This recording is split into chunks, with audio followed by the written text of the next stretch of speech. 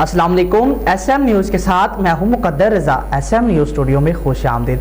खबरों का सिलसिला बढ़ाते हुए खबर शामिल करते हैं कराची से। कराची के इलाके जमशेद क्वार्टर थाने की हदूद में फास्ट फूड पर डाकुओं ने धावा बोल दिया, जिसकी CCTV फुटेज SM न्यूज़ को वसूल हो गई है। इस हवाले से मज़ीद तफसीलात बता रहे हैं SM न्यूज़ के ब्यूरो चीफ जुल्फ़कार अली। जी जुल्फ़कार अली, बताइएगा क्या तफसीलात हैं आपके पास?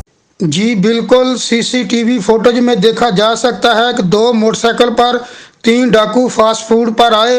डाकुओं ने पुरहजूम पर खुलेआम असले की नुमाइश की। CCTV फुटेज में देखा जा सकता है कि 2 मुलजमान ने मास्क पहन रखे हैं, जबकि एक मुलजम का चेहरा वाज़े तौर पर नज़र आ रहा है।